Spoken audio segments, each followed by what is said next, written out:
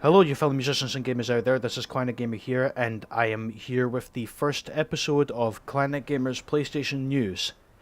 And this week's headlines that I have picked out are as follows. Sony have officially announced that they are stopping customer service support for the PlayStation 2, so PS2 repairs have officially stopped.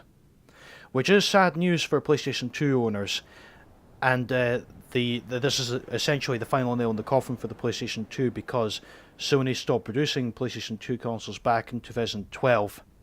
The PS2 originally launched in March 2000 in Japan, but here in the UK, or within Europe specifically, it launched here in November of 2000. So the PS2 over here is nearly 18 years old. For some other countries it will be over 18 years old. So the PlayStation 2 has had a long run, or a long and very successful run, should I say, because the PlayStation 2 is still the top selling console in the world right now, with over about 155, 156 million units sold. So it's very impressive. So my advice for you guys in the future is, if your PS2 ever breaks down, hopefully you can find consoles on eBay, or if you live in the UK, there's essential exchange shops in the UK. Hopefully you can find the PS2s for a very cheap price. Although that being said, they may end up becoming expensive, as they may end up becoming a retro item that's very valuable. So who knows what will happen with that. Moving on to the next news report for this week for PlayStation News. SpiderMan came out today, and the scores have been very positive so far on reviewers' websites. For example, SpiderMan so far has received scores of 9 out of 10 and 10 out of 10 on websites such as IGN and Push Square. And personally speaking, I already have my copy and I'm looking forward to playing it as soon as I complete Doom. And the reason why I'm saying that I have to complete Doom first is because Doom is actually taking up near about all my hard drive space, and I'd rather get that out of the way first and then move on to Spider-Man. I'm sure it'll be worth the wait once I've completed Doom. If it's getting scores like this, 9 out of 10 and 10 out of 10, it will be worth the wait. Anyway, getting back onto the news.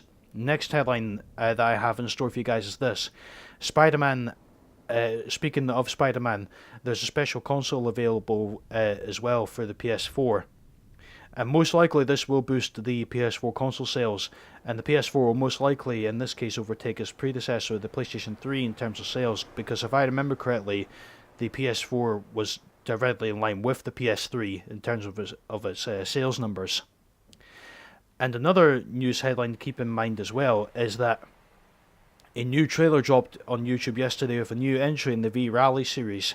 Now V-Rally, if you never heard of the series, which I'm pretty sure most of you that are watching this episode will probably have heard of the series, it's basically a racing game series. There's a V-Rally 4 game available now for the PS4, and there'll be a link in the description if you wish to watch it for yourselves. And I think the trailer looks very good and realistic for a racing game, if you ask me. It's kind of like Gran Turismo. And just to let you guys know in the news as well, that it's only available here in Europe at the moment. For those who are watching in America, it will not be available until the 11th of September, so you'll have to wait till Tuesday in order to buy it online on the PlayStation Store. Moving on, the next headline to talk about is Tokyo Game Show, which is starting shortly this month. Kojima will be making an appearance for Death Stranding, and to promote it, of course, and there'll most likely be a panel for a Q&A session for Kojima. And it's not confirmed yet, but if we will see more gameplay footage of Death Stranding, that'd be pretty cool if that was the case, and perhaps maybe we might see a release date, who knows. And this is a bit of old news, but I might as well talk about this, and this will be a question of the video as well for you guys to answer in the comments down below. And Sony will be holding up a lineup tour before Tokyo Game Show starts on the 10th of September, which is this coming Monday. And the times are as follows. It'll be 6:30 for Japanese Standard Time, which will translate to 10:30 in the morning for us in the UK, and 2:30 in the morning for Pacific Time, and 5:30 for EDT time. And the question of the video I have is follows.